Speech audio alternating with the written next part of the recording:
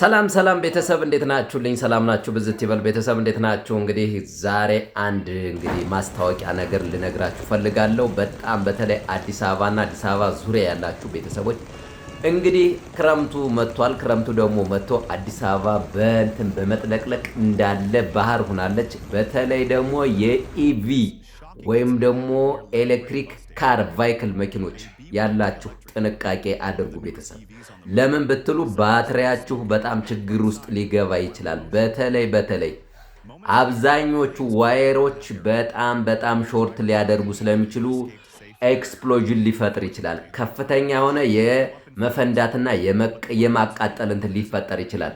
ስለዚህ በተለይ ጎርፍ በተነሳበት አካባቢ ላይ በዛው ቁማችሁ ብትቆዩ የተሻለ ይሆናል። አብዛኛው የአዲስ አበባ ቦታዎች ማለት ይቻላል በጎርፍ እየተጥለቀለቁ ነው።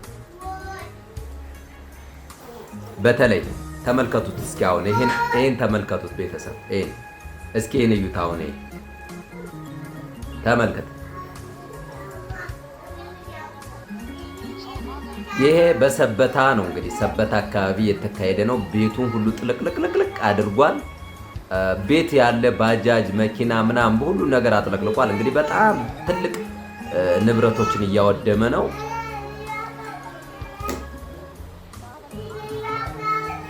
በጣም ያስጠላል። ይሄኛውንም ተመልከቱት። ሙሉ አዲስ አበባ ዋና እንትኑ ላይ ተመልከቱት። ይሄም አሁን እንደዛ እየታየ ነው። እዚህ ጋር በተለይ የኢቪ መኪናዎች እንደዚህ መግባት አትችሉም። በተለይ ሾርት ያደርጋሉ። ኤሌክትሪክ ቫይክሎች ጥንቃቄ አድርጉ።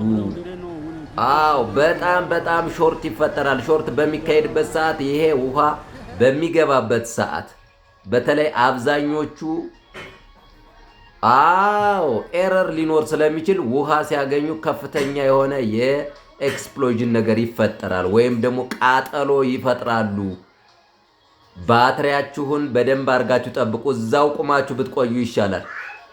ይሄ በጣም የሚገርም ነው። ተመልከቱት እስኪ አሁን እኔ እርግጠኛ ሆኜ የምናችሁ ጣና ላይ ያለው ነው የሚመስለኝ። አሁን ይሄ ጣና ላይ ሆናችሁ የሆነ ማዕበሉ እየመጣ ማለት ነው። ማዕበል ነው የሚመስለው። የእውነት በጣም የሚገርም ማዕበል፣ በቃ መሄጃ የሌለው ውሃ ማለት ነው። ዋው!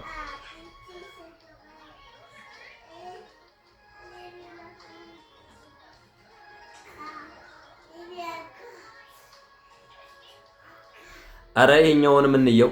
ይሄኛውን ሲተመልከቱት አሁን እነዚህ ባሶች በእርግጠኝነት የኤሌክትሪክ ቢሆኑ በቃ ተቃጥለዋል። እርግጠኛው እኔን የምነግራችሁ እነዚህ ባሶች የነዳጅ ባሶች ስለሆኑ ብቻ ነው። የኤሌክትሪክ ባሶች ቢሆኑ ይሄ ጀሞ አካባቢ ነው እንግዲህ እንደምታዩት ጀሞ አንድ አካባቢ ከፍተኛ የሆነ መጥለቅለቅ ተፈጥሯል። እንግዲህ ቱቦዎቹ በጣም ጠበዋል። በጣም ትንሽዬ ናቸው። እንግዲህ አዲስ አበባ እንደሚታወቀው ከፍተኛ ቦታ ላይ ነው የሚገኘው። ዝቅ ያሉ ቦታዎችን በደንብ የማጥለቅለቅ አቅም አለው። አሁንም ዝናቡ ገና አልጀመረም። ምናልባት ይሄ ዝናብ በከፍተኛ ሁኔታ በዚህ የሚቀጥል ከሆነ በጣም ብዙ ክፍለ ከተሞች የመጥለቅለቅ እድል ይገጥማቸዋል። አሁን እዚህ ጋር በተለይ ነው የምላችሁ ኤሌክትሪክ ቫይክሎች በቃ እንዳትገቡ፣ አለያ ደግሞ እዛው ላይ ሆናችሁ ውሃው እስከሚሄድ ድረስ መጠበቅ ነው ያለባችሁ። በምትንቀሳቀሱበት ሰዓት ሾርት ነው የሚያደርገው። ሾርት በሚያደርግ ሰዓት ቃጠሎ ነው የሚፈጥረው። ሌላ ምንም ነገር አይፈጥርም። ባትሪያችሁን ለ5 ዓመትና ለ10 ዓመት ያደረጋችሁትን ቃጠሎ ንብረቱንም ራሱ ላይኖር ይችላል። ስለዚህ ጥንቃቄ አድርጉ ቤተሰብ። በጣም የሚገርም ነው። ይሄ ሌላ መኪናም እኮ ራሱ አንቀሳቀስም እኮ በእውነት ነው የምላችሁ። ባሶቹን እኮ ውጧቸዋል እኮ። ምን አይነት